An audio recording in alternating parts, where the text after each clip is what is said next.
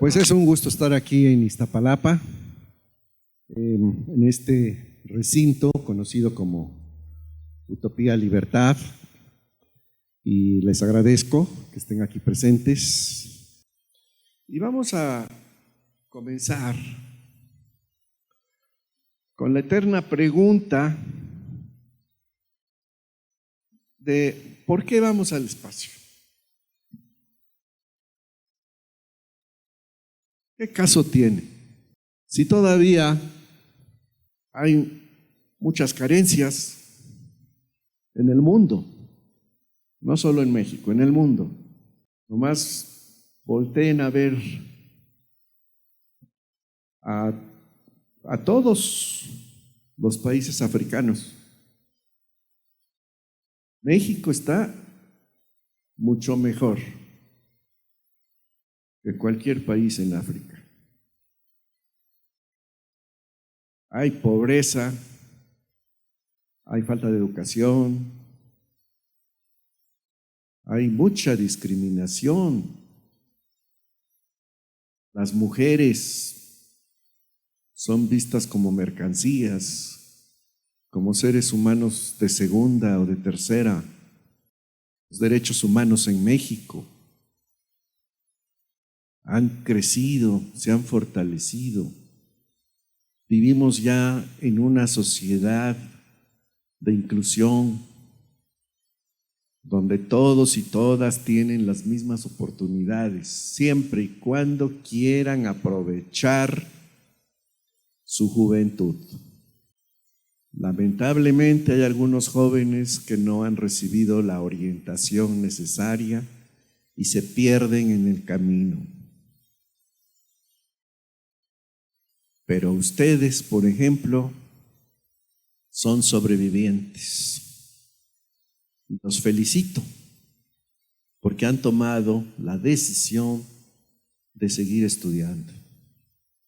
Independientemente de los problemas económicos, familiares, de transporte, de lo que tú quieras, están luchando para ser personas de bien, para aprovechar ese gran tesoro del universo que se llama juventud y que no dura para siempre. Porque siempre habrá bebés y niños que comienzan a caminar y correr, siempre habrá niños y niñas que quieren tener también las mismas oportunidades de educación y de trabajo. Y los adolescentes y los jóvenes que hoy no aprovechen su momento se van a quedar estancados y esos niños los van a alcanzar y los van a rebasar y los van a dejar atrás. De modo, niños y jóvenes que aprovechen su momento, estudien y agradezcan siempre, sin egoísmo, sin reclamos. Agradezcan a sus padres y a sus profesores el esfuerzo y los sacrificios que hacen para que ustedes puedan estudiar. La humanidad siempre ha tenido curiosidad del universo. Por supuesto, queremos saber, entre tantas cosas, ¿por qué estamos aquí? ¿De dónde salió todo? ¿Cómo se formaron las estrellas, los planetas? Todas esas cosas. Para eso hay que estudiar. Porque el que no estudia, el que no aprovecha la educación, se convierte en un ser humano manipulable. Es fácil engañarlos. Si ustedes tienen educación, van a adquirir el don de razonar, de reflexionar, de comparar, de analizar qué es lógico, y necesitan aprender historia, porque el que no conoce la historia camina con los ojos vendados por la vida.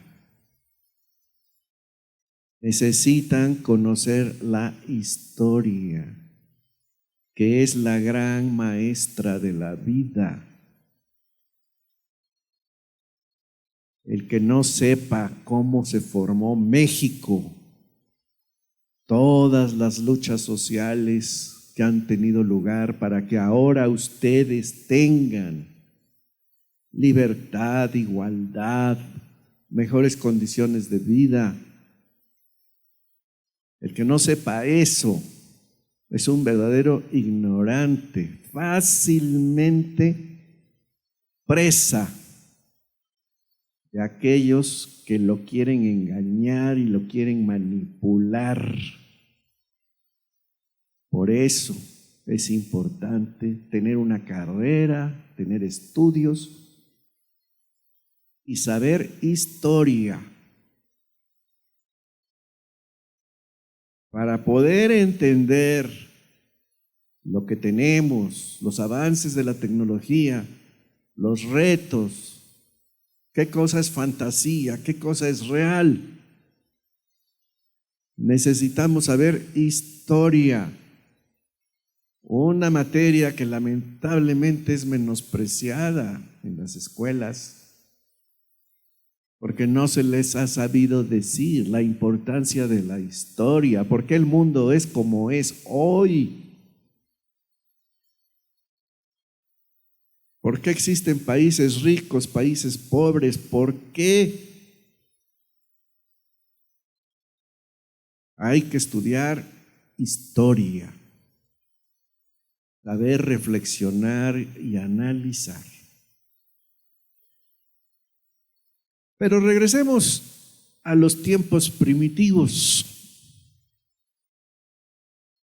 en que no había escuelas, no había caminos, no había funiculares, no había utopías. Cuando el hombre primitivo y la mujer primitiva, en la oscuridad de la noche, se quedaba viendo las estrellas y se preguntaban, bueno, pues ¿qué onda, no? Como no entendían, pues comenzaron a inventar dioses y diosas por todos los rincones del planeta.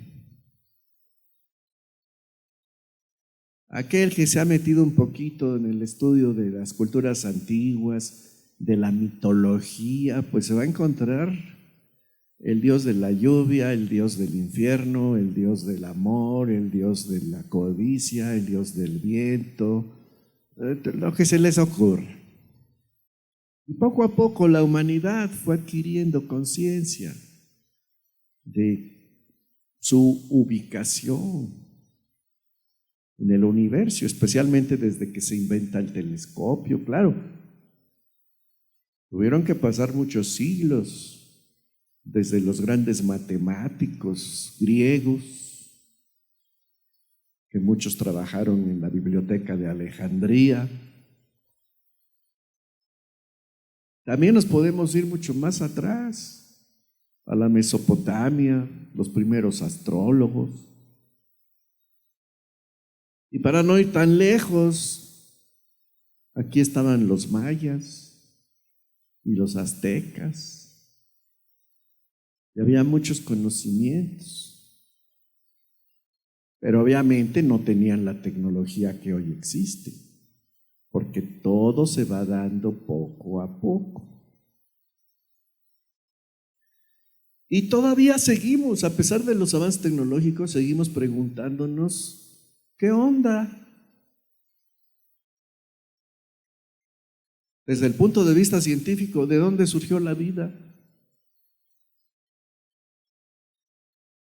La Tierra era tal vez un planeta inhabitado y de repente llegaron aminoácidos y otras sustancias, proteínas y lo que tú quieras, llegaron a bordo de algún cometa o de un meteorito y se sembró todo eso en la tierra y después comienzan a evolucionar las especies.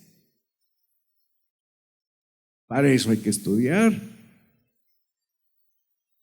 porque todavía hay muy pocas respuestas y muchas incógnitas. Y por supuesto el hombre y la mujer siempre han sido curiosos y les gusta viajar. ¿A quién no le gusta viajar? ¿A quién no le gusta conocer lugares nuevos?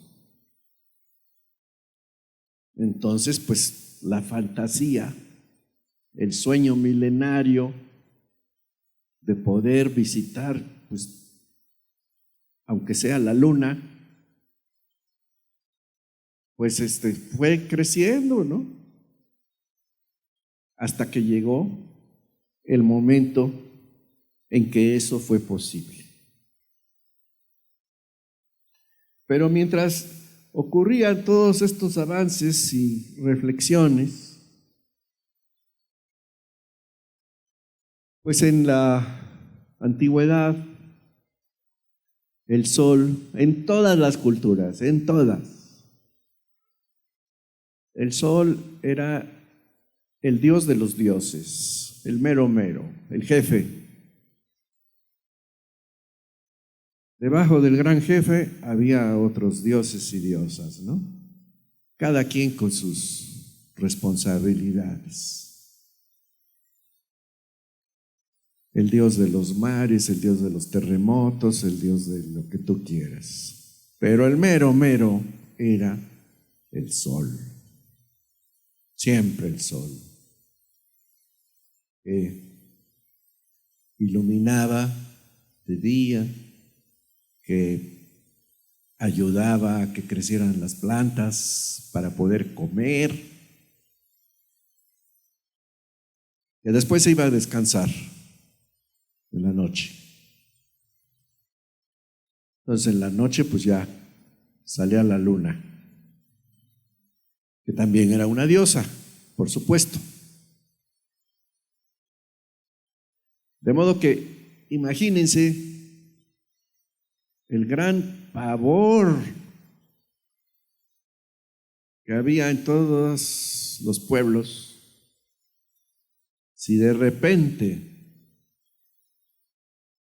el sol desaparecía. A esta hora, en estos momentos, mediodía, se tapaba el sol, había oscuridad. Todos súper asustados. Y entonces en cada religión comenzaron a hacer sus propios rituales para ayudarle al sol a revivir. Porque esto ocurría cuando había un eclipse total de sol. Entonces, por ejemplo, aquí en la cultura azteca, cuando de repente se hacía de noche, todos se picaban la piel, el cuerpo, los brazos, las orejas, los cachetes con espinas para sangrar y ofrendar su sangre al dios Sol. ¿Cómo se llamaba? A ver quién sabe. Historia. ¿Cómo se llamaba el dios Sol? ¿Cómo? Tonatiuh. Pues si les digo que hay que saber historia. Tonatiuh. Bueno, pues se la pasaban picándose con espinas, martirizándose, porque pues tenían que hacer un sacrificio. Las cosas no se dan gratis, hay que hacer sacrificios. Y mientras la mayoría salpicaba sangre hacia arriba, también tomaban algunos prisioneros de los mejorcitos, porque los dioses no se conforman con cualquier cosa, de los mejorcitos prisioneros, de algunos güeritos que había por ahí, albinos, porque eso se da en todas las culturas, los que tienen la piel muy, muy blanca y el pelo rubio como el sol. Y pobre de aquel albino que agarraban, porque a la piedra de sacrificios. Pero eran sus creencias y lo mismo ocurría en todas partes. ¿Ustedes creen que los ingleses siempre fueron civilizados? También hacían sacrificios humanos, también se mataban entre ellos, había muchas tribus. Los vikingos también hacían sacrificios humanos, algunos hasta se ofrecían para ser el objeto del sacrificio, porque pues ellos creían que les iban a abrir las puertas los dioses. Estaba allí el jefe de jefes. ¿Cómo se llamaba? ¿Cómo?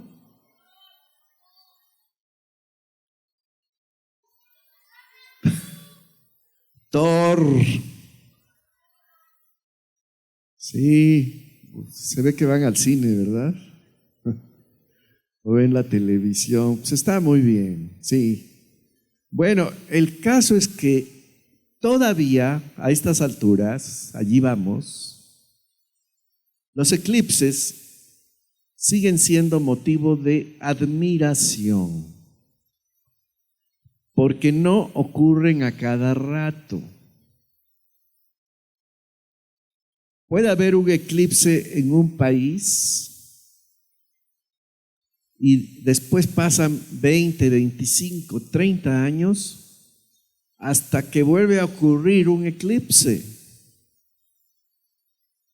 Y muchos niños y muchos adolescentes que no pudieron ver el eclipse anterior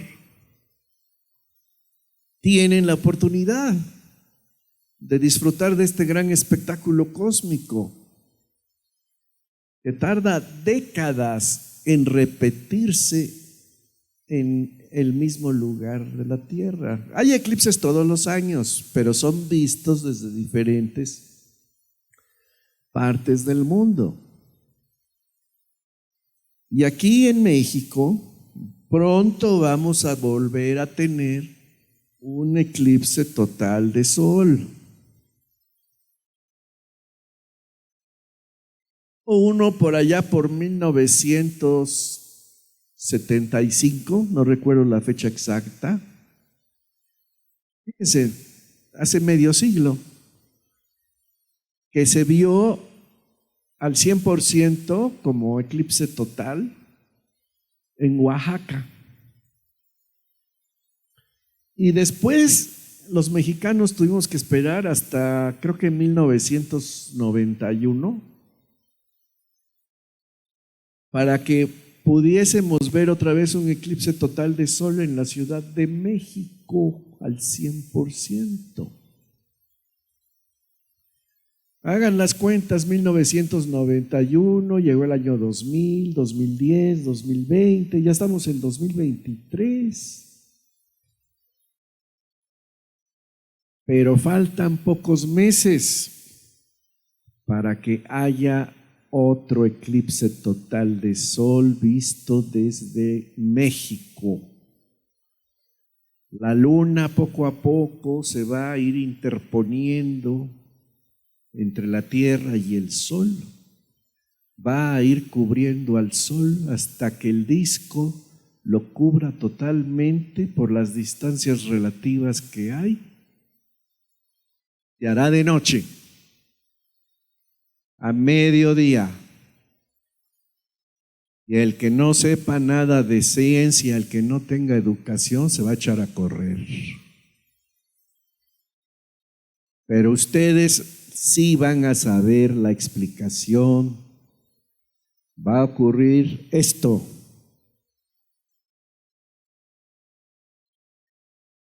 La luna cubrirá totalmente al sol y se verá esa gran aureola brillante conocida como la corona solar alrededor de nuestra estrella.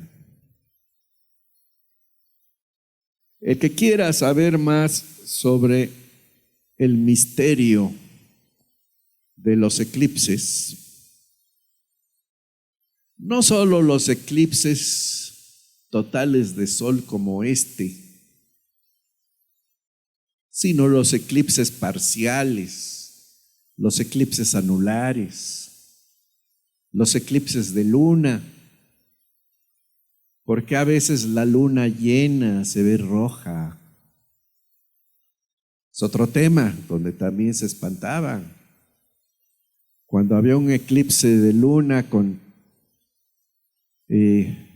ese tono rosáceo que se ocurre cuando hay luna llena. Las creencias antiguas eran de que las mujeres embarazadas se tenían que proteger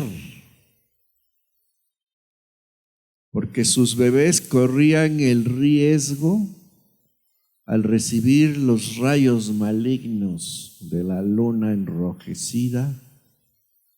Las mujeres embarazadas corrían el riesgo de que su hijo o su hija fuera un hombre lobo. Y tenían que encontrar forma de defender al bebé. Cuando mi mamá estaba embarazada,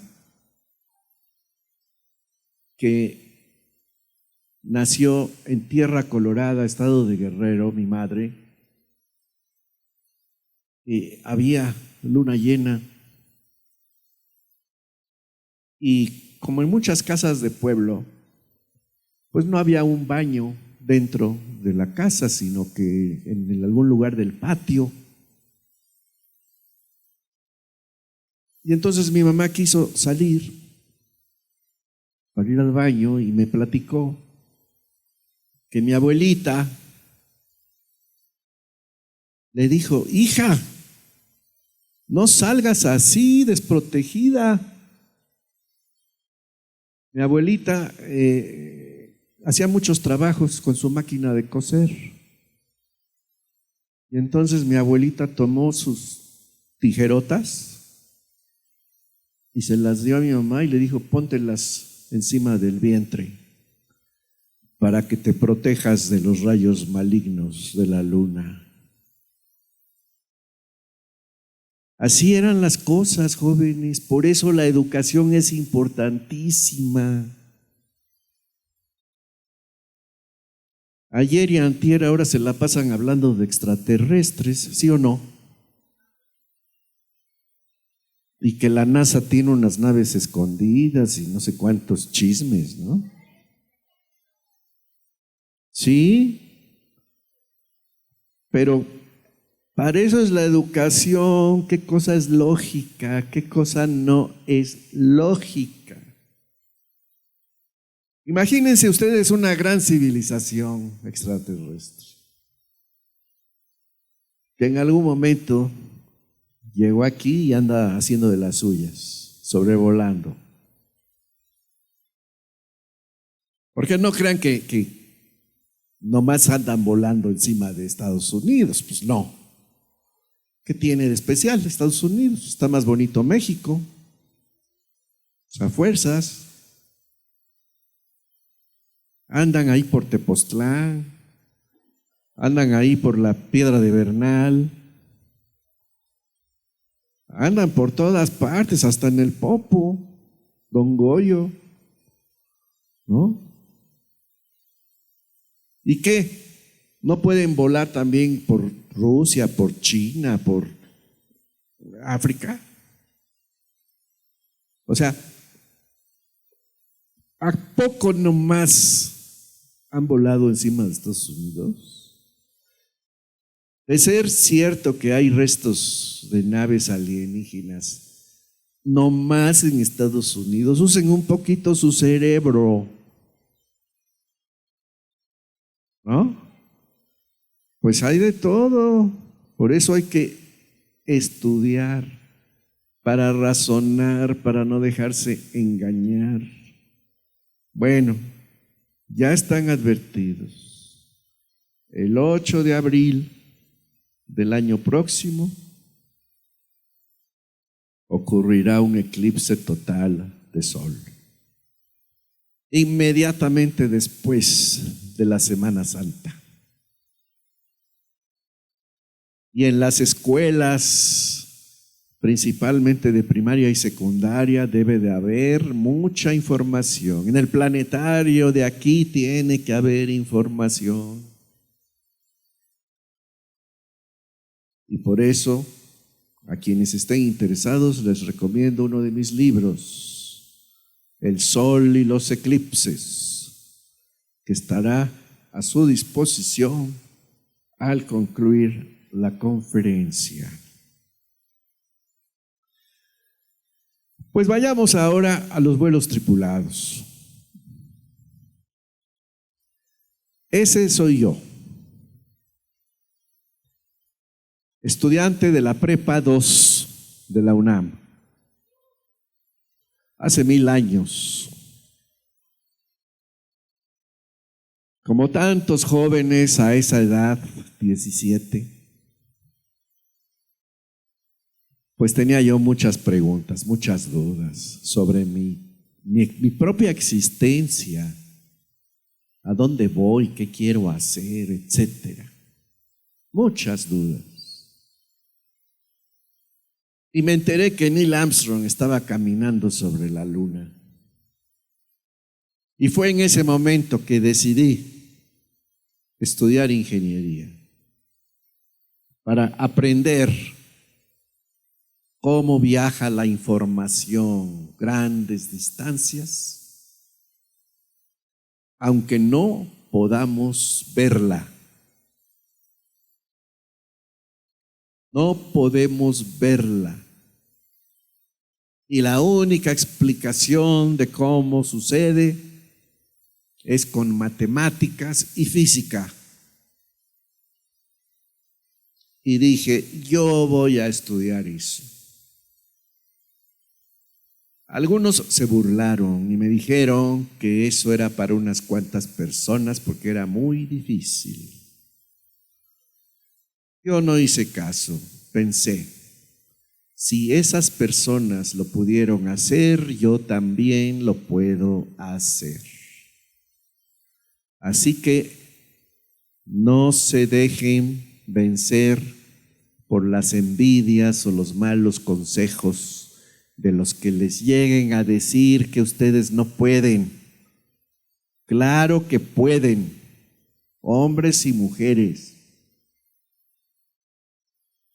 Pueden estudiar antropología, que es muy interesante, arqueología, biología, física, ingeniería, medicina, enfermería, pedagogía, ser extraordinarios profesores, astrofísica.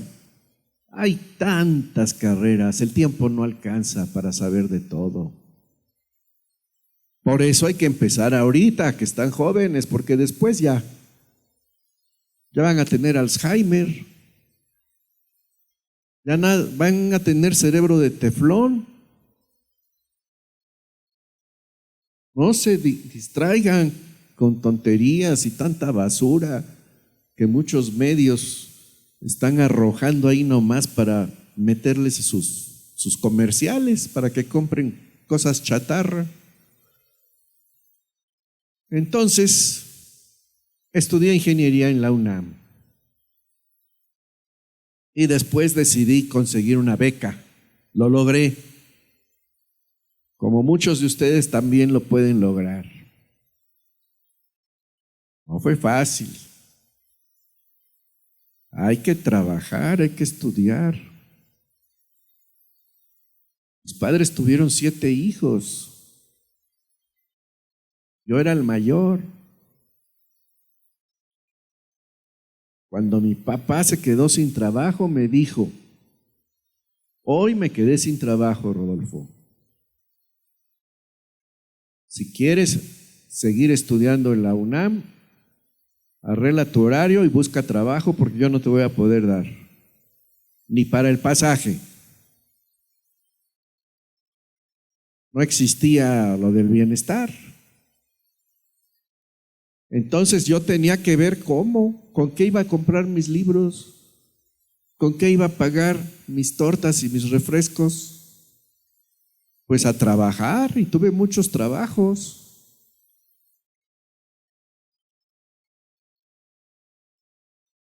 Y fui vendedor de refrescos en un camión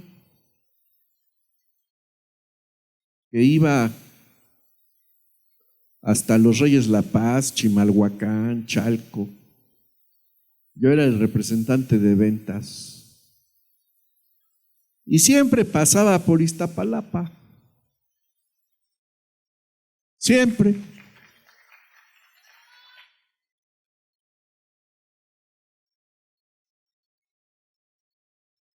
Sí, estos terrenos son muy conocidos por su servidor. Sí, yo pasé por aquí mucho antes que la mayoría de ustedes, porque no habían nacido. Estaban en el banco de almas. Estaban ahí bajo pedido, en línea de espera, ¿no?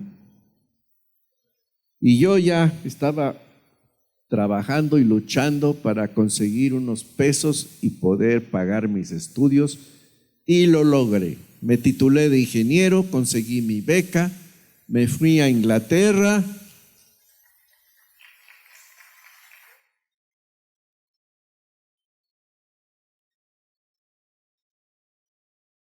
Me fui a Inglaterra, hice mi maestría, mi doctorado con beca del CONACYT, y a diferencia de algunos compañeros contemporáneos que dijeron, no, pues yo me quedo en Francia, yo me quedo en Alemania, yo me quedo en Estados Unidos, dije, no, yo regreso a México. Y eso fue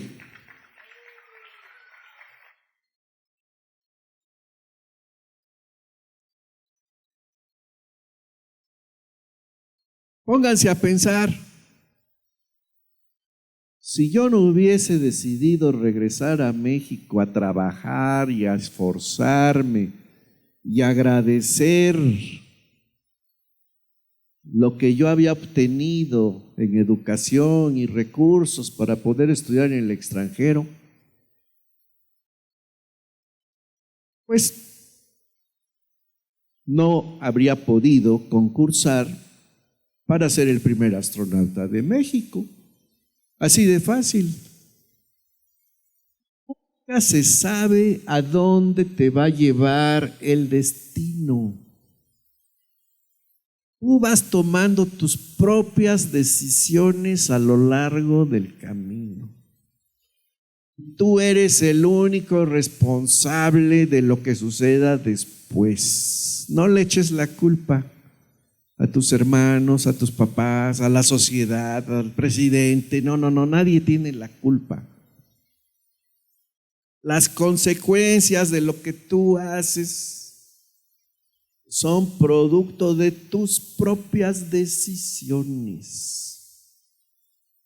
¿Sí? Y hay oportunidades para aquellos que quieren luchar contra la corriente. Aquellos y aquellas que no tiran la toalla con facilidad. Pues cuando regreso a México, resulta que la NASA estaba preparando la nave espacial para estrenarla.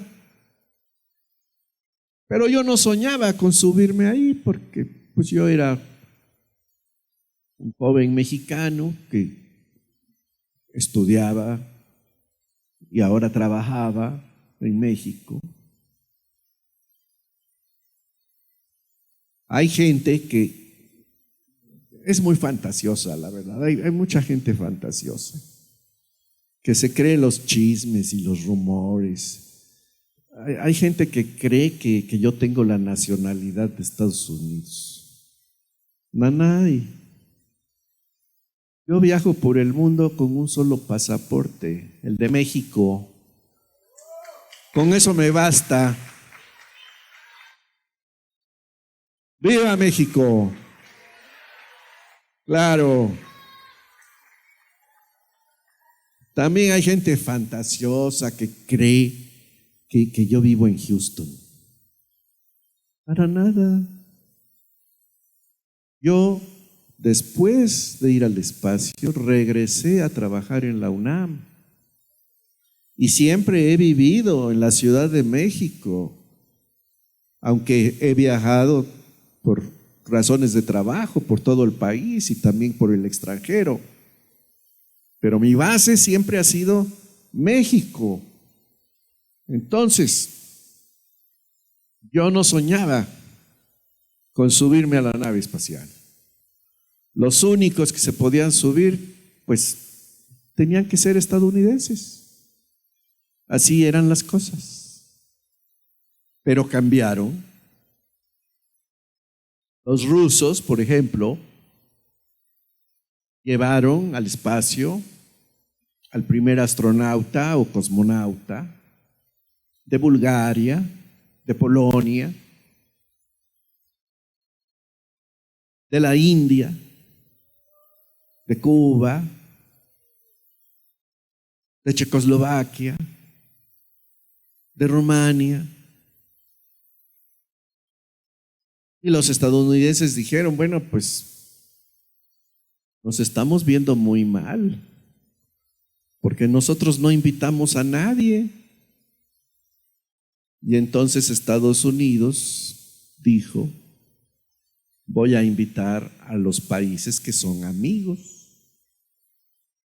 Vamos a invitar a que Canadá tenga su primer astronauta, que Francia tenga su primer astronauta, que México tenga su primer astronauta. Y les vamos a decir qué deben hacer para seleccionar a sus principales candidatos y que después nos los manden a Estados Unidos para hacerles los exámenes finales. Eso fue lo que sucedió a principios de los años 80. Hagan las cuentas. Hace 40 años. Y entonces llega la invitación para México.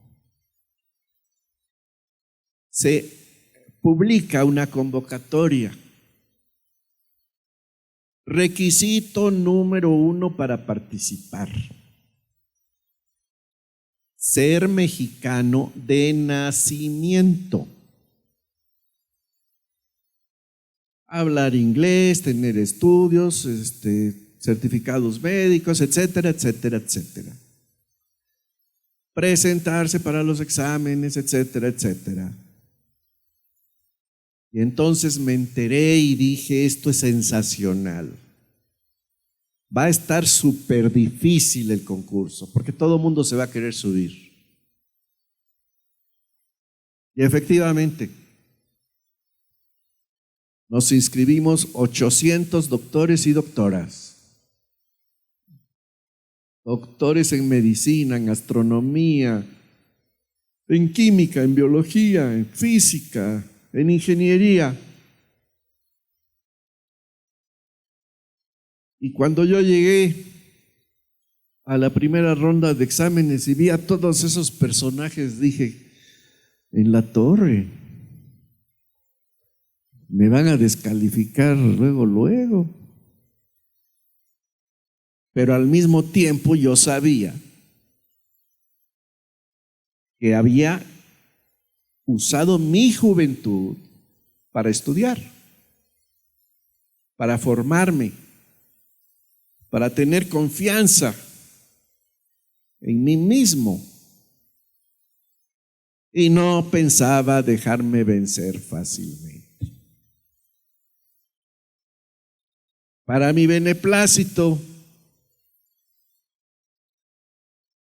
de 800 comenzó a disminuir la cantidad de concursantes.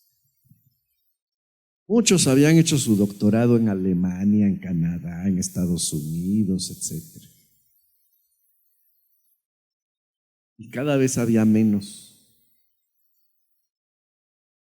Después ya solo eran 40. Ya los 40 nombres salían en los periódicos. Y esto es para que lo sepan los jóvenes que no habían nacido. Salía una página completa en los periódicos. 1, 2, 3, todos en orden alfabético. Quedan 40. Se llaman así. ¿Quién de estos 40 será el primer astronauta de México? Y seguían los exámenes. Y después ya nomás eran 20. Ya parecía concurso de Miss Universo. Sí. Ya nomás quedan 20. Y luego 10. Entonces, además de los nombres en los periódicos, ya salían las fotos de los 10 en los noticieros, en la televisión. Yo recuerdo que un día regresé de la UNAM al departamento donde yo vivía y prendí la tele para ver las noticias de las 10 de la noche. De repente, ¡zas!, que me voy para atrás, que veo mi foto. ¿Sí? Estos son los 10 finalistas. Y muchos periodistas nos buscaban para entrevistarnos. Y después, ya nomás quedamos 5. Y las entrevistas continuaban. Recuerdo que me hizo una entrevista muy interesante. También se la hizo a los otros 4 finalistas, porque este periodista dedicó un programa para cada entrevista de los 5 finalistas. El periodista Ricardo Rocha, en paz descanse. Sí, él era muy joven. Y nosotros también éramos muy jóvenes. ¿Por qué? Pues entre los requisitos, pues también estaba la edad. O sea, no se aceptaban concursantes de 15 años, ¿verdad? Un joven de 15 años, por inteligente y brillante que sea, pues no tiene la madurez emocional, no tiene educación superior. Tampoco se aceptaban mayores como de 55. Ahora yo, cuando alguien me dice que tiene 55, digo, oye, qué joven estás. Sí, eres un chamaco. Pero pues todo es relativo, ¿no? En la vida. O sea, tenías que tener más o menos entre 25 y 55. O sea, una ventana de 30 años, de 25 a 55. Pero pues había unos que estaban muy amolados de la columna vertebral. Otros estaban muy amolados por la diabetes. Y así, eran unos genios, pero se necesitaban muchos requisitos para poder ser entrenado y participar en el viaje espacial. Y entonces, ya para hacer el cuento corto, porque esto ya se alargó mucho, y todavía tenemos que ir al espacio. Sí, pues todavía, ¿no? Entonces ya quedamos 5, nos fuimos a Houston a presentar los exámenes finales. Después de unos días nos dijo la NASA, ya váyanse. Le mandaron el reporte al presidente de México y un día me llamaron para decirme, doctor, usted quedó en primer lugar.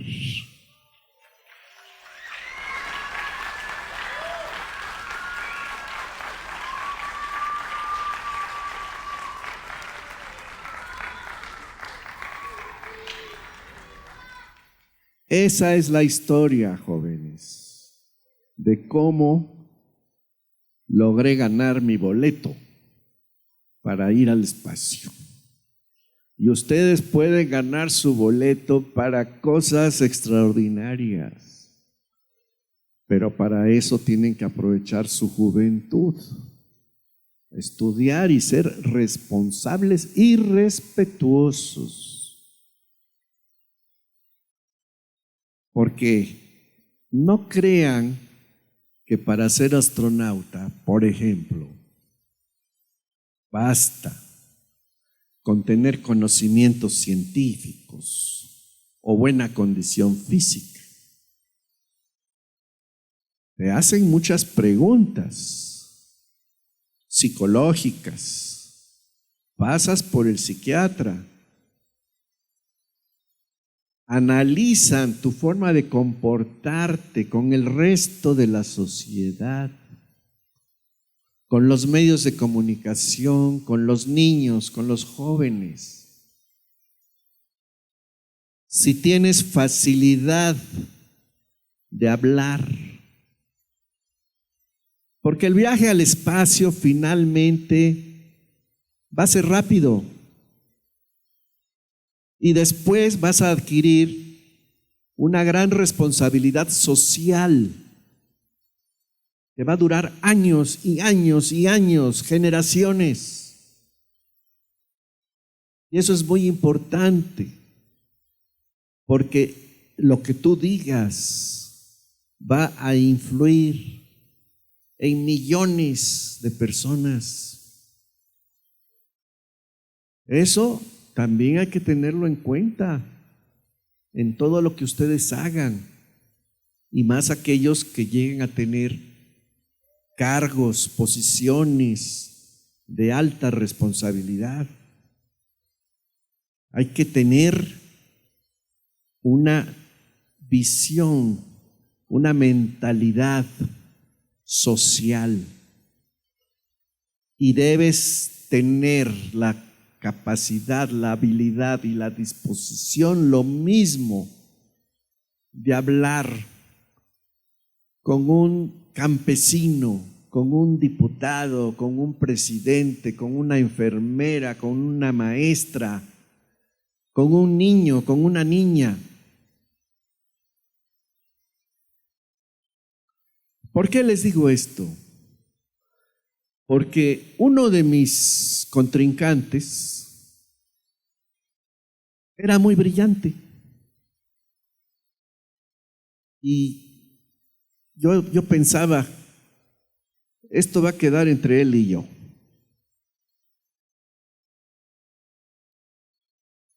Y su problema, ya falleció, que en paz descanse, pero su problema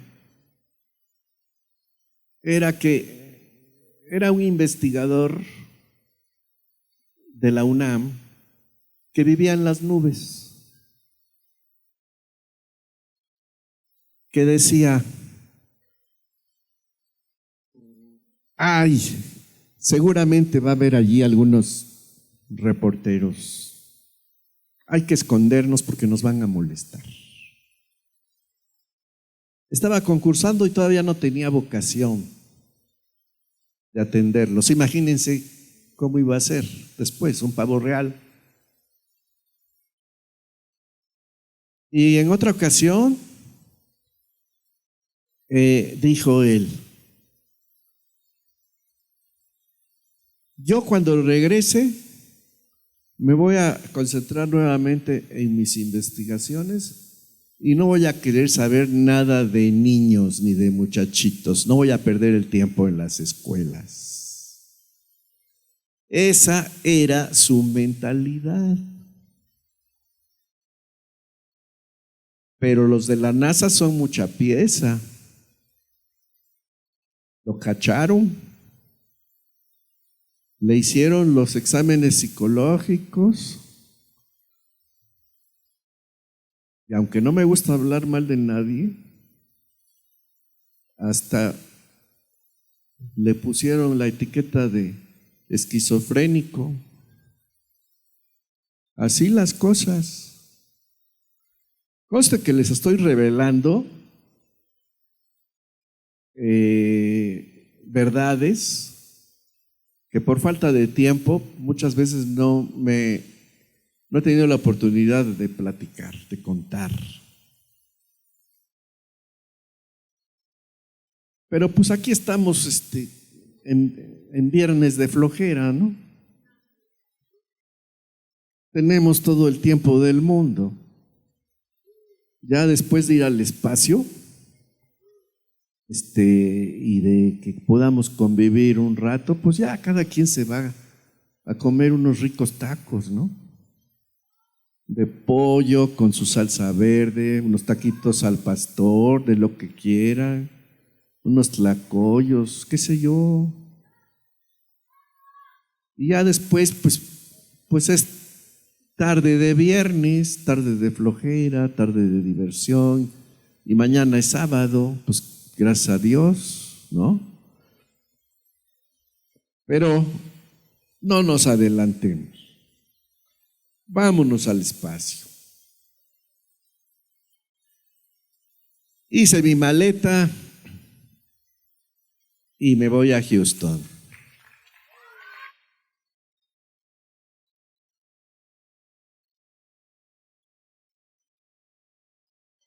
Me voy a Houston. Y aquí en México ya saben que hay mucha picardía, hay mucho humor. México es un país alegre que inventa chistes. Y muchos decían, ¿cómo van a recibir al mexicano? Lo van a vigilar siempre. Que no toque nada, que no descomponga nada. Y mucho menos que no se robe nada. Sí, eso decían. Si yo lo viví. Y todos los días me llegaban tambaches de sobres desde México a mi escritorio en Houston. Tambaches de cartas de niños y de profesores y de gente de la sociedad en general, que me felicitaba y que querían una fotografía autografiada. Y la NASA, que es muy profesional, me dijo, Rodolfo, nosotros te vamos a dar todas las fotografías que te pidan. Cuando termine cada uno de tus entrenamientos, te quedas en la noche un rato en tu cubículo, firmas las fotos y las dejas en tu escritorio. Cuando amanezca, antes de que regreses tú a seguir con tus actividades, alguien de correos de la NASA se va a llevar todas las fotos, las va a meter en sobres, les va a poner las direcciones de los niños y las vamos a mandar a México. Y así fue.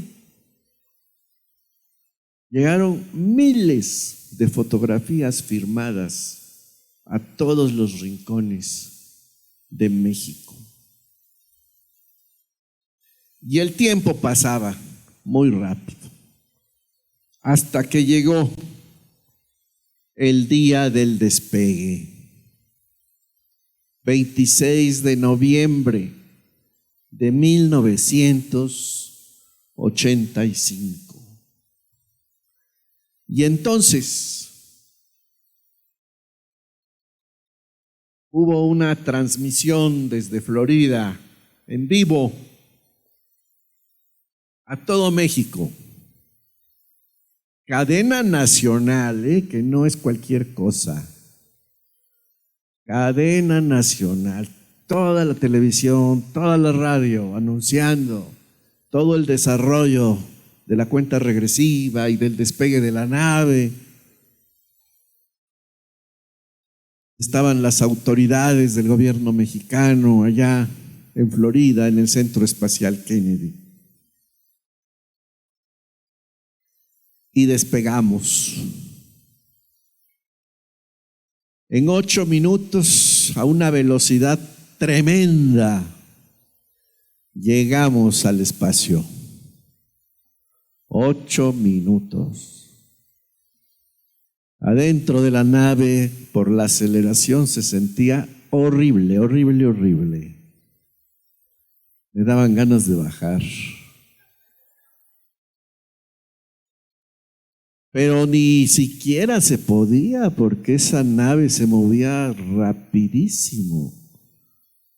Y por la aceleración nos sentíamos sumamente pesados, pegados al asiento.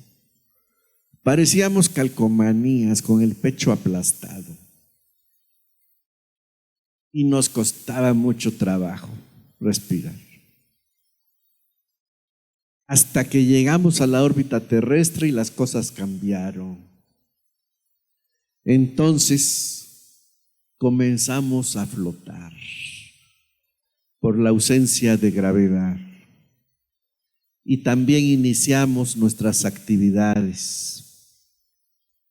Pusimos en órbita el primer satélite de la primera generación de México, Morelos 1 y Morelos 2. Morelos 1 se había puesto en órbita en junio del 85.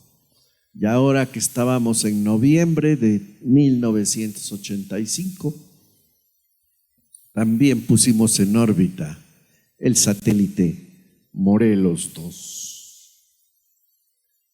Y adentro de la nave, todos flotábamos como si fuéramos globos humanos, con los brazos suspendidos hacia adelante, las piernas dobladas, con los fluidos corporales redistribuidos de tal forma que la cara estaba hinchada y las piernas adelgazadas. Por eso se dice que los astronautas tienen piernas de pájaro, porque mucho volumen se pierde en las piernas y los fluidos se concentran en el tórax y la cabeza, lo cual llega a producir dolores de cabeza y dolores en la columna vertebral. La columna vertebral, por la ausencia de gravedad, se estira 5 centímetros.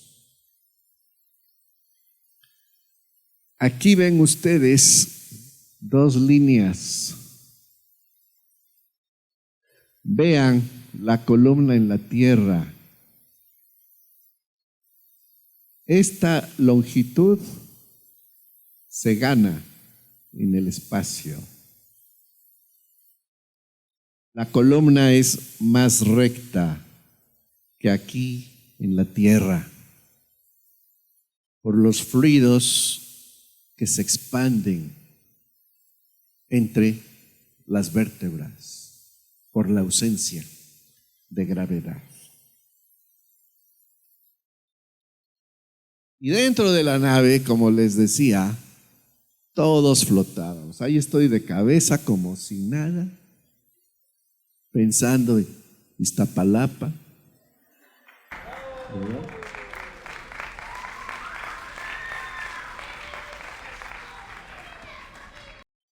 Y ahí estamos comiendo en la parte inferior de la nave, con una charola amarrada a las piernas para que no se fueran los alimentos por todos lados. Miren, ahí dejó su sándwich mi compañero.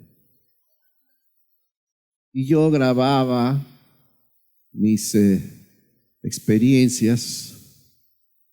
Y aquí estoy con una cámara fotográfica, voy a volar. Y aquí nuevamente repetimos para más detalles. Vean estas anclas de tela. Aquí metía uno los pies para mantener la estabilidad y dejar de flotar. Aquí repetimos lo de la comida. En estos cajones iban guardados los experimentos, la ropa, los alimentos, todo. Aquí había un imán para que la cuchara y el tenedor no volaran.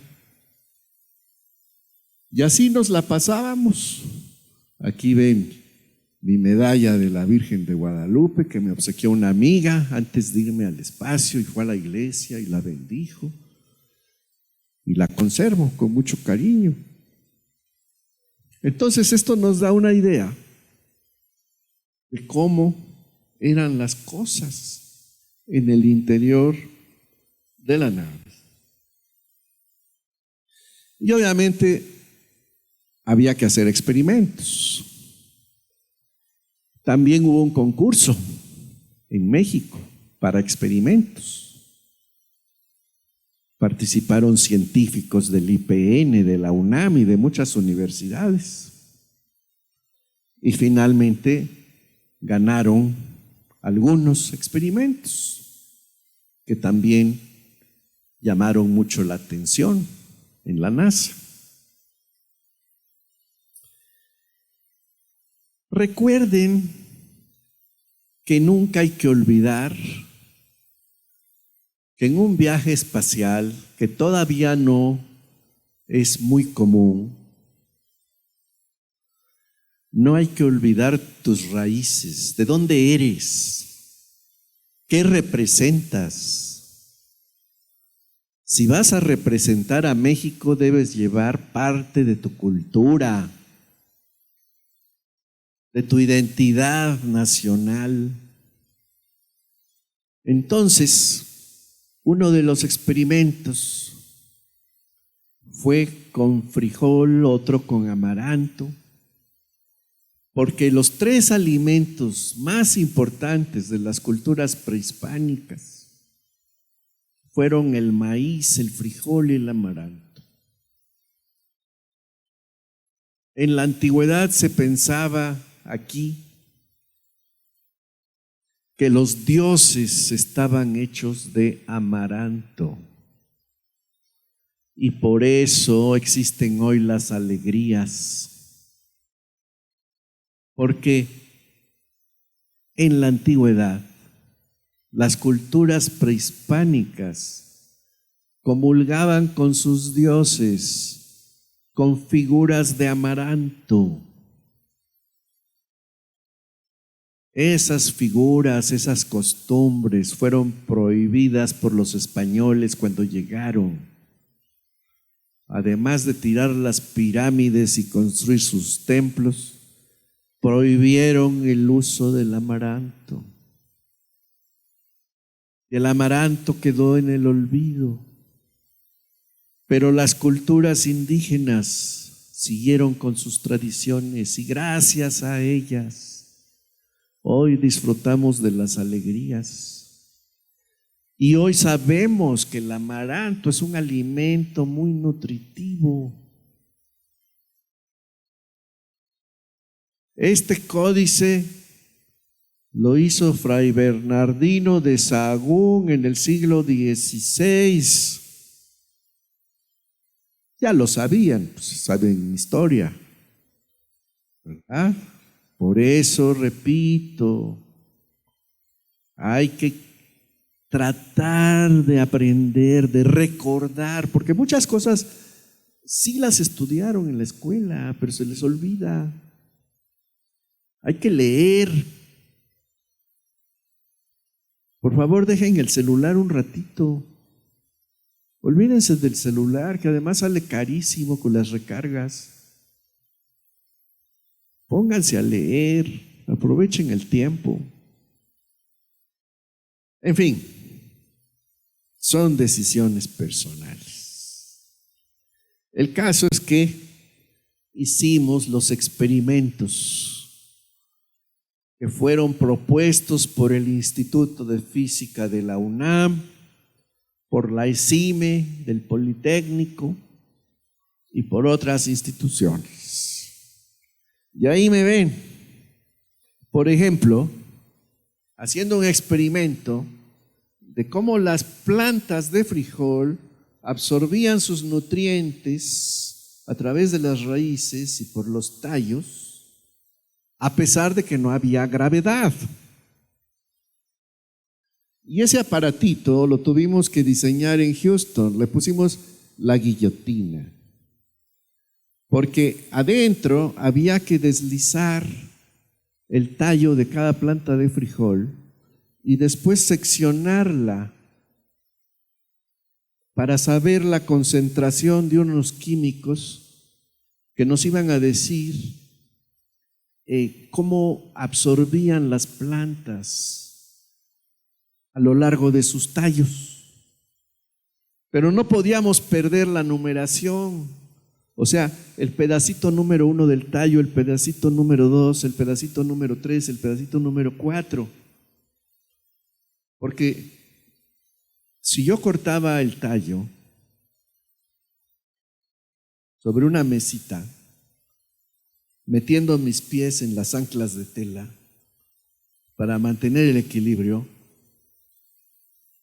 yo ponía el tallo en una mesita y lo sujetaba para que no se fuera, y lo cortaba como uno de esos cocineros japoneses, ¿no? ¿No? Al rato los pedacitos iban a volar por todas partes y ya no íbamos a saber cuál era el número 1, cuál era el número 5. Y había que hacerlo con varias plantas. En eso no pensaron los científicos del Instituto de Física de la UNAM. Porque no había experiencia en México de cómo hacer experimentos en un lugar donde no hay gravedad. Entonces, aunque parezcan experimentos sencillos, fue aprendizaje. Y entonces, pues los resultados fueron publicados por el CONACYT, para aquellos que se interesen algún día de investigar qué sucedió con los experimentos. También se los relato cuáles eran, qué resultados obtuvimos, con muchas fotografías, en uno de mis libros que se llama México en el espacio, igual que la conferencia de hoy. Aquí vemos las semillas de amaranto germinando en la ingrávidez. Y pues las tortillas no podían faltar. No podían faltar. Yo le dije a la NASA, mira, todo lo que he aprendido aquí está a todo dar, te lo agradezco. Pero te advierto, NASA, sí, te advierto,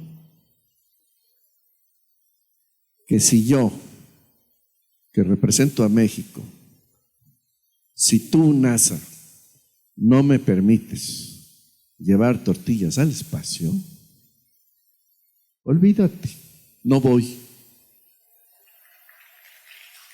No voy.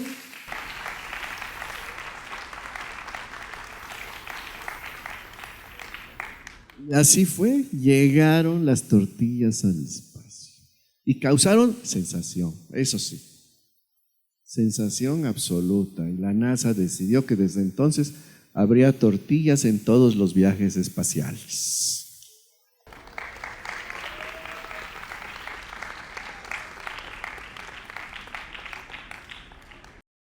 Esta foto que ven de la ingeniera Sandy Magnus ya es del siglo XXI, a bordo de la Estación Espacial Internacional.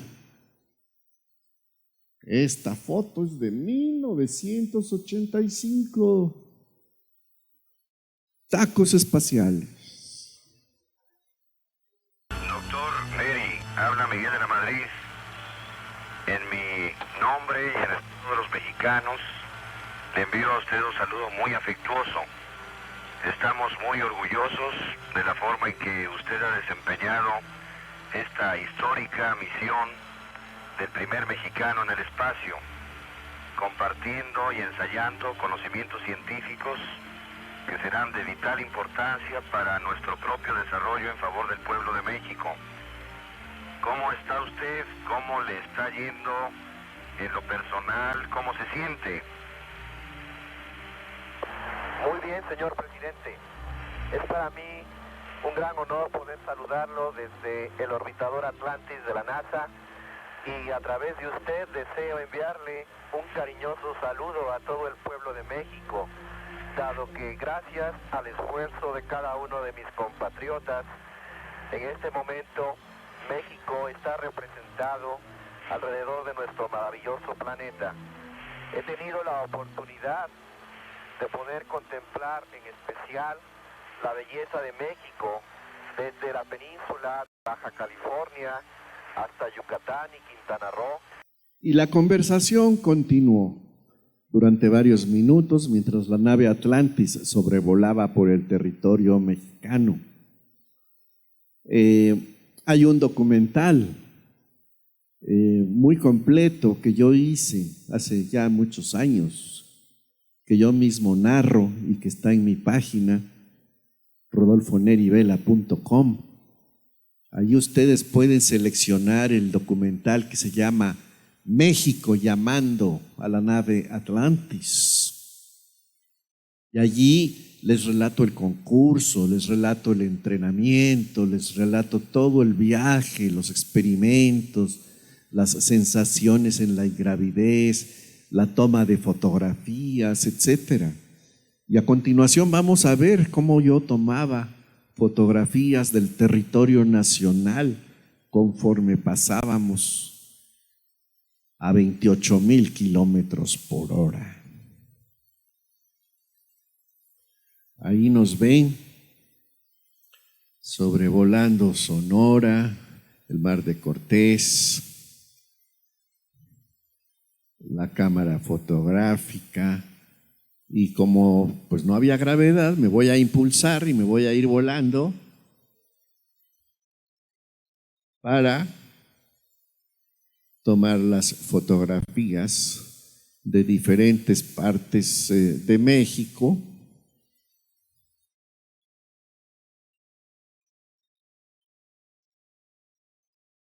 Ahí estamos repitiendo este fragmento de video que está mucho más completo, repito, en el documental México llamando a la nave Atlantis. Arrojo la cámara hacia adelante para que el público vea cómo todo flota. La tomo y les digo pues que todo salió bien, ¿verdad? Y a continuación vamos a ver ya en detalle algunas de estas fotografías. Pero en mi libro México en el espacio hay más fotos. Y en el documental que pueden ver por internet a cualquier hora del día, pues allí también. Aquí está la ciudad de Guadalajara. Recuerden, íbamos a 28,000 kilómetros por hora. Entonces, tenía yo que estar súper abusado para tomar la foto. 10 segundos después, ya no veía yo Guadalajara. Ya estábamos en otro lado, ¿sí? Y esta la tomé cuando íbamos pasando también a 28,000 kilómetros por hora sobre Acapulco, el estado de Guerrero, donde yo nací. Aprovecho para hacer un comercial. La Agencia Espacial Mexicana va a realizar un congreso sobre actividades espaciales para la juventud en Acapulco, este mes de octubre, muy pronto, para que hagan sus planes. Allí encuentran más información en ese QR. Los interesados, prendan su celular y tomen el QR y allí van a encontrar toda la información. Porque además se van a celebrar 60 años de la primera mujer en el espacio. ¿Quién fue? Exactamente, la rusa Valentina Tereshkova en 1963, cuando yo tenía 11 años apenas. Ya había una mujer solita dando vueltas alrededor de la Tierra. Y aquí vemos otra foto de cómo era la Riviera Maya hace cerca de 40 años. El fin del viaje se acercaba. Quiero enfatizar que todos estos viajes siempre han sido alrededor de la Tierra. Así como les dije con mucho respeto que hay mucha gente fantasiosa porque no está bien enterada, cree que yo fui a la Luna. Y también creen que muchos otros astronautas de mi época fueron a la Luna. O que los astronautas de hoy van a la Luna. No. Nadie ha ido a la Luna desde que yo era estudiante en la Facultad de Ingeniería de la UNAM. Los últimos seres humanos que viajaron a la Luna lo hicieron en 1972. Hace más de 50 años. Y desde entonces nadie de ninguna nacionalidad, absolutamente nadie ha ido a la Luna.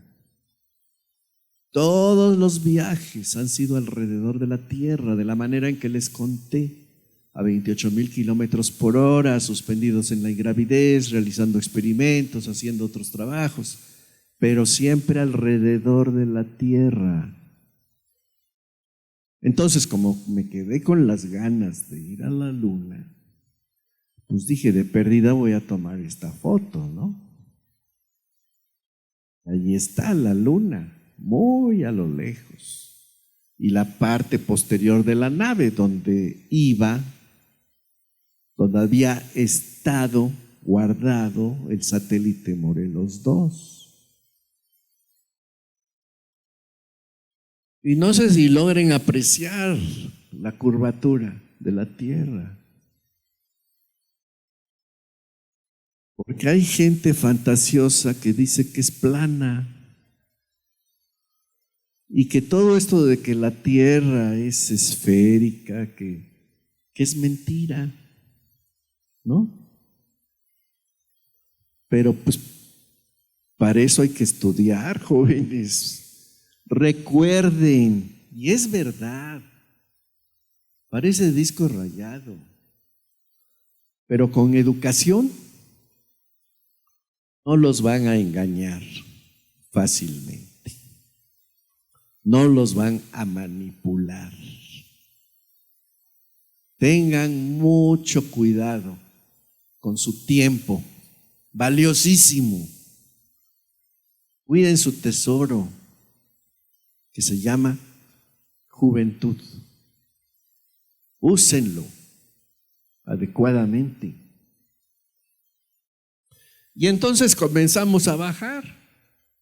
Nos tomamos la foto de recuerdo, hicimos los preparativos y descendíamos a miles de kilómetros por hora y la temperatura subió a 1500 grados afuera. Gracias a Dios no pasó nada, no se desintegró y logramos aterrizar en un lugar que se conoce como Desierto de Mojave, en el estado de California, de Estados Unidos.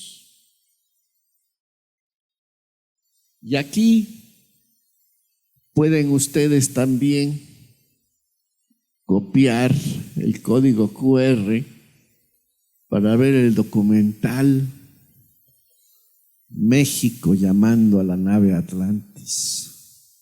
Y hay muchos otros videos dentro de mi página oficial, rodolfonerivela.com. Ahí también tienen el QR. Continuamos entonces, ya venimos de regreso, ya aterrizamos en el desierto de Mojave. Recibí la medalla de vuelo de la NASA. Esa la guardo muy bien con llave en mi casa. Con llave, porque si la dejo ahí nomás se pierde. Se pierde. Les voy a platicar una anécdota triste, pero para que vean que debemos tener conciencia y responsabilidad de cuidar nuestra historia. Cuando yo regresé a México, la NASA me obsequió mis 2 trajes espaciales que había usado durante la misión.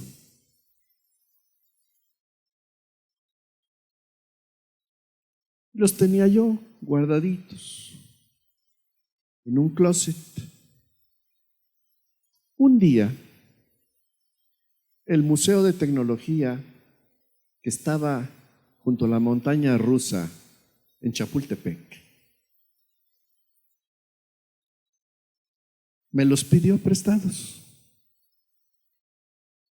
El director me dijo: doctor, préstenos sus trajes para que los vean los niños y todos los alumnos de secundaria que vienen aquí a visitar el museo.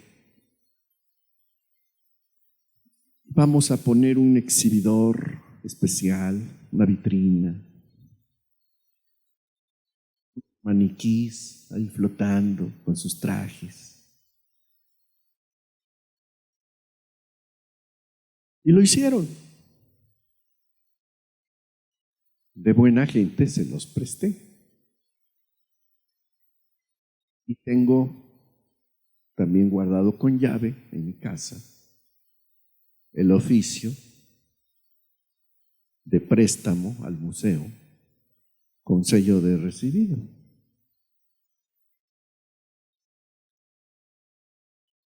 Y un día el director se murió. Un día cerraron el museo, que porque lo iban a remodelar.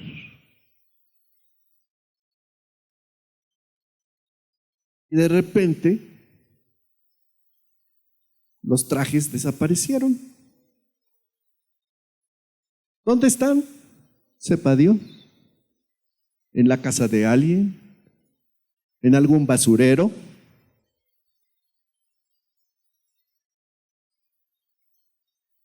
Y esto ocurrió hace mucho tiempo. Porque la que era directora en los tiempos del presidente Calderón me llamó, me buscó para preguntarme si tenía yo otro. Porque cuando ella llegó, la nueva directora, pues ya no encontraron los trajes. Me dio mucho coraje, la verdad me dio mucho coraje. Entonces, ¿qué hago? ¿Les reclamo mis trajes? ¿Cómo me los van a reintegrar? ¿Cómo me los van a devolver? Estaría bien, ¿verdad? Tú vas para finanzas, sin duda. No, pues ya no hay remedio. Pero tiene que servir de lección, porque mucha gente no sabe cuidar las cosas. Es como el mural que amablemente acaba de hacer la alcaldía de Iztapalapa, aquí en la entrada de Utopía, en una pared que está del otro lado de la calle. Mural que fui a inaugurar antes de venir aquí al auditorio. Le dije a las autoridades de la alcaldía, pues procuren cuidarlo, porque al rato ya va a estar todo grafiteado. Y traten de poner algo al frente para que pues no pongan basura o no se llene de coches. Porque este mural, olvídense de mí, este mural debe servir de motivación para los niños y los jóvenes que pasen por aquí y que se quieran tomar una foto. Debe de ser un lugar bien resguardado. Así que voy a nombrarlos a todos ustedes como mis inspectores oficiales para que estén pendientes, por favor, de que ese mural sea conservado como Dios manda. Que no sea una llamarada de petate, como tantas cosas que han ocurrido en el pasado. Bien, pues esta ya no la presto. Esta ya no. Si lo quiere, si la medalla la quiere la alcaldía de Iztapalapa, tenemos que ver de a cómo, ¿no? Porque ¿qué tal si se pierde? ¿Y dónde la van a poner? ¿En un museo que al rato van a demoler? ¿Que al rato ya no va a existir?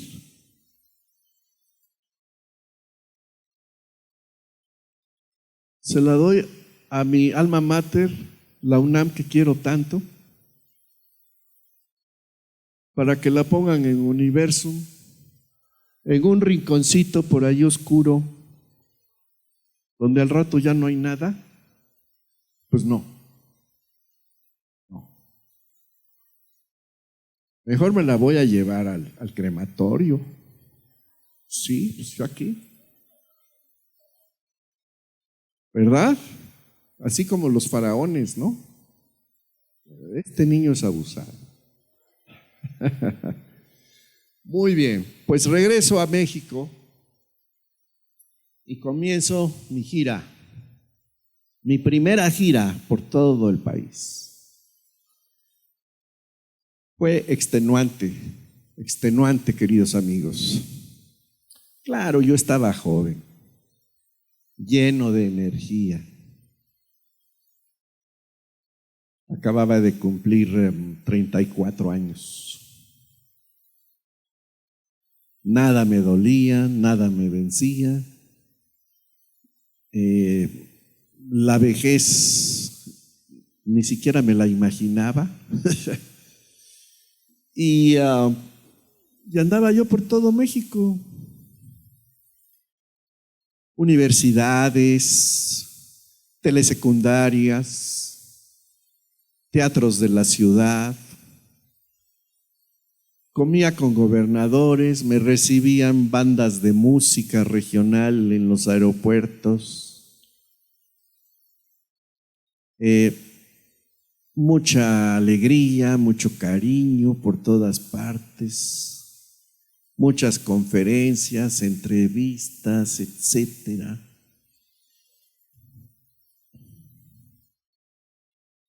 Y como todo, las siguientes autoridades se olvidan y desaprovechan esta gira por todo el país que realicé. ¿Ustedes creen que se ha vuelto a repetir? No. Me buscan de Jalisco, me buscan de Tamaulipas, me buscan de Yucatán. Pero son así cosas esporádicas.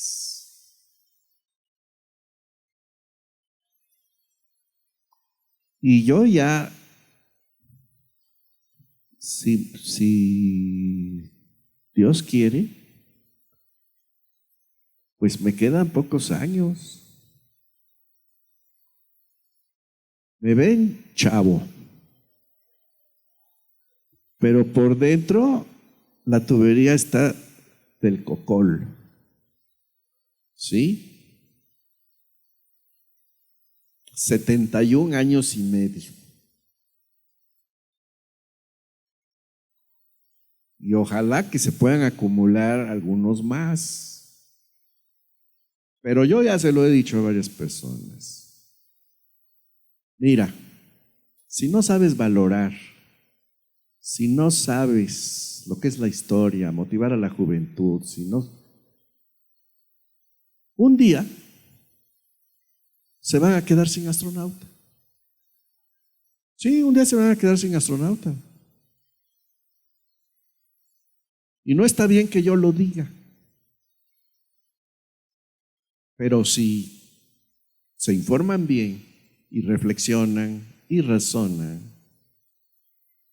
yo sigo siendo el único astronauta que ha representado a México en una misión espacial.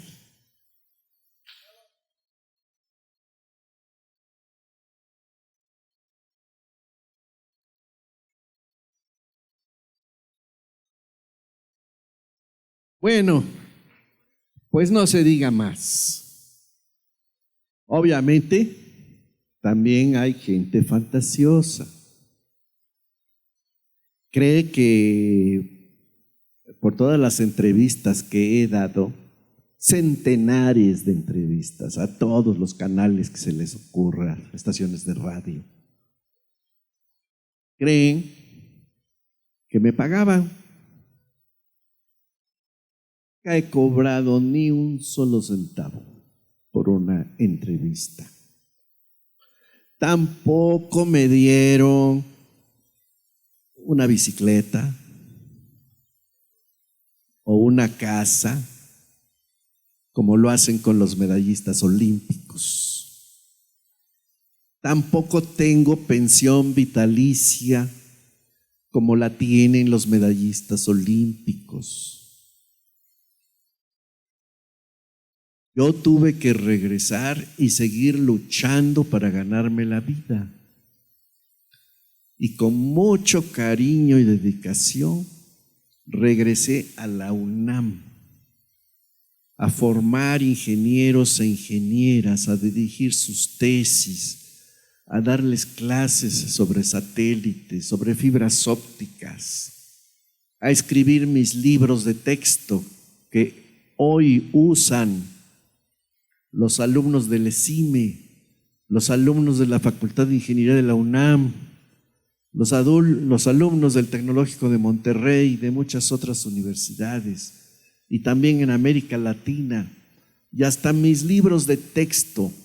No está bien que yo lo diga, pero quiero que lo sepan porque somos todos mexicanos. Mis libros de texto están en las bibliotecas de las universidades en España. Entonces, dediqué muchos años a la docencia y la investigación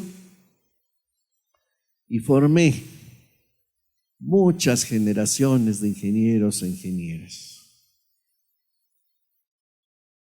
Y la nave Atlantis, que nos llevó a todos los mexicanos al espacio, porque no fui yo solamente. México estaba concentrado en el viaje espacial, la gente estaba súper emocionada. Muchas señoras que he conocido en mis recorridos por los pueblos me dicen: doctor, cuando usted estuvo en el espacio, yo rezaba todos los días por usted, para que vean el cariño de la gente. Eso es lo que me ha motivado para seguir adelante. Y esta nave Atlantis está ahora en exhibición en Florida, en el Centro Espacial Kennedy. Para concluir la conferencia, y especialmente para los jóvenes que además de saber historia, deben pensar en el futuro, les voy a platicar sobre el regreso a la Luna. Recuerden, desde 1972 nadie ha ido allá. Los Estados Unidos se confiaron. Dijeron, pues nadie más puede llegar ahí. Vamos a hacer otras cosas. Pero los chinos ya les están pisando los talones. Los rusos también. Rusia y China piensan enviar seres humanos a la Luna antes de que termine esta década, así como lo oyen. Entonces los Estados Unidos ya no pueden seguir con los brazos cruzados y por eso decidieron regresar a la Luna después de varias décadas. Para eso, la NASA construyó este cohete superpoderoso. Lo estrenaron hace menos de un año, noviembre. También construyeron esta cápsula que se llama Orión, que va a llevar 4 astronautas a la Luna. Pero hace unos meses, en noviembre, que probaron el cohete con la cápsula aquí arriba, no iban personas. Primero se quisieron asegurar que el cohete funciona, de que la cápsula se separó, de que la cápsula llegó a la Luna, de que la cápsula le dio la vuelta a la Luna, de que la cápsula regresó a la Tierra, de que abrió sus paracaídas, de que cayó en el mar, la rescataron y revisaron todo para poder corregir cualquier detallito que se hubiese encontrado sobre ese vuelo de prueba sin personas. Como todo salió más o menos bien,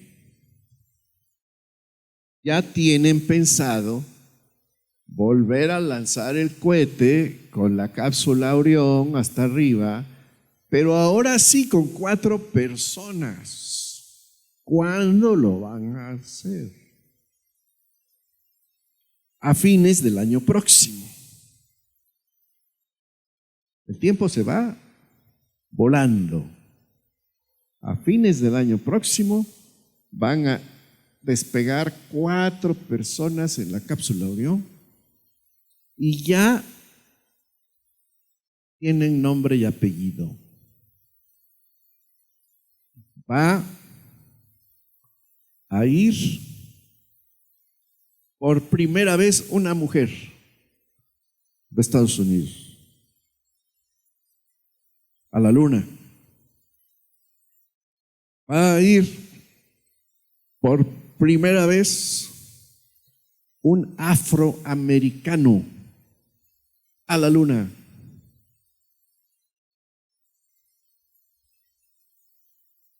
También irá un güero de Estados Unidos. El cuarto será el primer astronauta de Canadá que irá a la luna. Esto ocurrirá a fines del año próximo, en lo que se conoce como la misión Artemisa 2. La de prueba fue Artemisa 1. La del año próximo será Artemisa 2. ¿Qué se llama Artemisa? Historia, jóvenes. Historia.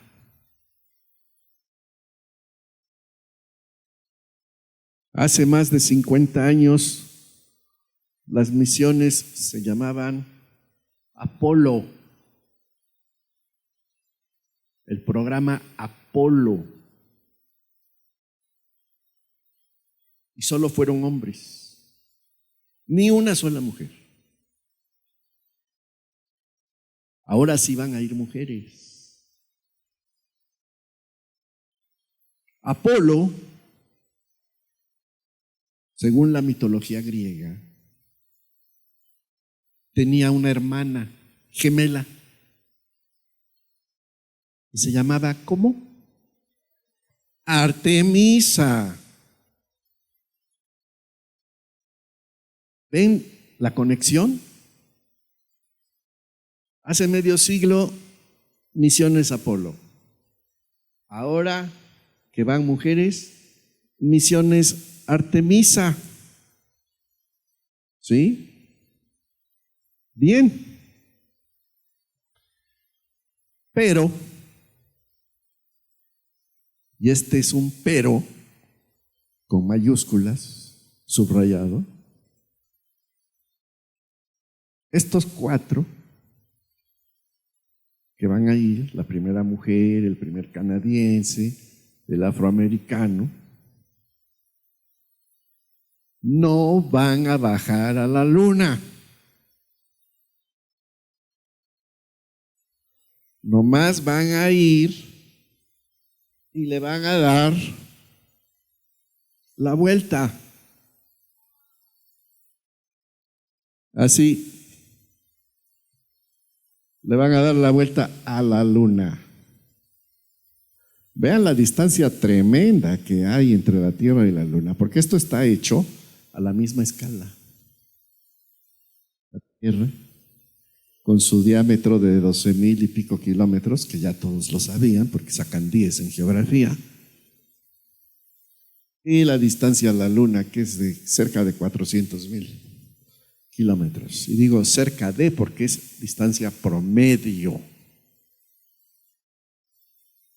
Porque la distancia a la luna no siempre es la misma. Porque la luna no da vueltas alrededor de la Tierra en un círculo. La órbita de la luna alrededor de la Tierra es elíptica. Entonces a veces está cerca y a veces está lejos, ¿verdad? Así es. Entonces no van a bajar. ¿Por qué? Porque la NASA se quiere asegurar de que no hay peligro, de que todo va bien, de que regresen a salvo a la Tierra. Y cuando eso logren verificarlo, entonces sí van a mandar otros tripulantes. donde también irá una mujer. Y entonces sí, van a bajar a la superficie lunar. Pero eso va a suceder hasta 2025 y tal vez hasta 2026. Todavía faltan 3 años, pero sucederá. Y entonces va a ser un hito la historia. Y esa mujer afortunada que va a caminar sobre la luna por primera vez, pues se va a convertir en una celebridad, como lo hizo Neil Armstrong en su momento. Y van a alunizar en el Polo Sur, en algún lugar de aquí. Todavía no se sabe exactamente dónde. Pero, ¿por qué aquí? Porque de acuerdo con los últimos descubrimientos, aquí hay abundancia, muchísima agua congelada. Y esa agua puede servir para beber y para, usando conocimientos de química, separar, sí, joven, separar el hidrógeno y separar el oxígeno para obtener materiales de propulsión. De modo que va a comenzar una nueva era en la Luna. Se van a instalar los primeros campamentos. Van a permanecer ahí durante meses. Astronautas que sean ingenieros industriales, ingenieros metalúrgicos, ingenieros eléctricos, ingenieros aeroespaciales, médicos. Van a explorar todo eso y se va a comenzar a usar los recursos naturales de la Luna, porque no es posible mandar todo a cada rato. ¿Saben cuánto cuesta mandar 1 litro de agua al espacio?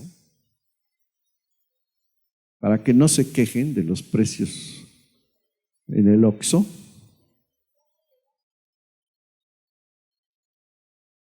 Cuesta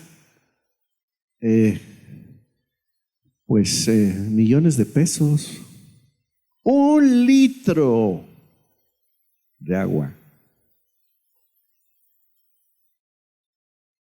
¿Y qué está haciendo la NASA para ahorrar?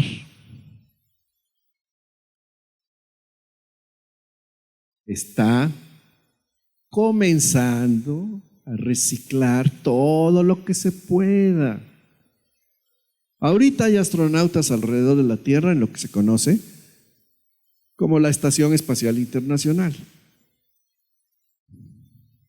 Hace pocos años, la NASA mandó un aparato que se instaló en el baño, adentro de la Estación Internacional que está dando vueltas alrededor de la Tierra. Cuando los astronautas van a hacer lo que Dios manda, todo el pipí es recolectado en un depósito. Se procesa y con ese líquido vital que vale millones de pesos, se preparan los astronautas el café del día siguiente. ¿Sí? Gracias a Dios, a mí no me tocó probar ese café. Pero así son las cosas, querido público, para que vean que son miles y miles de detalles. Ya no se digan los peligros que van a correr estas personas que vayan a la Luna, ¿no? Las intensas radiaciones, la caída de micrometeoritos, porque la Luna no tiene atmósfera. cambios de gravedad. No van a flotar porque la Luna tiene gravedad, pero es mucho menor que en la Tierra. ¿Sí? Entonces se tienen que aprender muchas cosas antes de dar el paso siguiente, que ese sí es el sueño de toda la humanidad. Conquistar un planeta. No la Luna, un planeta, así como lo oyen. Pero para poder lograrlo, para poder llegar al planeta Marte, hay que resolver muchas cosas. Hay que adquirir más experiencia antes de que se arriesgue la vida de seres humanos para que vayan hasta allá. Y digo hasta allá, porque eso sí está lejos, ¿eh? Eso sí está verdaderamente lejos. Para que tengan una idea. Ir a la Luna manejando en un coche de Utopía Mellehualco a Utopía Libertad, eso sería el tiempo que se llevan de Utopía Mellehualco a Utopía Libertad en un coche. ¿Cuánto se llevarían para llegar al planeta Marte? Tendrían que ir en el coche hasta Alaska. ¿Se dan cuenta? O sea, no son enchiladas. La Luna sí está cerquita. Está a más o menos 400,000 kilómetros de distancia. Pero Marte está a muchos millones de kilómetros de distancia. ¿Cuánto tiempo se tarda ya en la realidad en llegar a la Luna? Más o menos, porque depende de la trayectoria, depende del cohete, depende de muchas cosas, pero más o menos 3 días. ¿Cuánto tiempo se puede llevar con la tecnología actual en el momento más adecuado en que los planetas estén alineados de tal forma que el tiempo sea el mínimo posible? ¿Cuánto tiempo se llevaría comparado con los 3 días para ir a la Luna? Para llegar a Marte, aquí este joven, tú vas a ser científico. O correctamente. Meses. Para llegar a Marte se necesitan 7 meses con la tecnología actual, lanzándolos en el momento más propicio para que el tiempo sea mínimo. Pues no hay comparación, porque durante 7 meses van a estar acumulando radiación en su cuerpo que va a atravesar las paredes del vehículo. Durante 7 meses van a acumular toneladas de basura. ¿Qué van a hacer? ¿Abrir la ventana?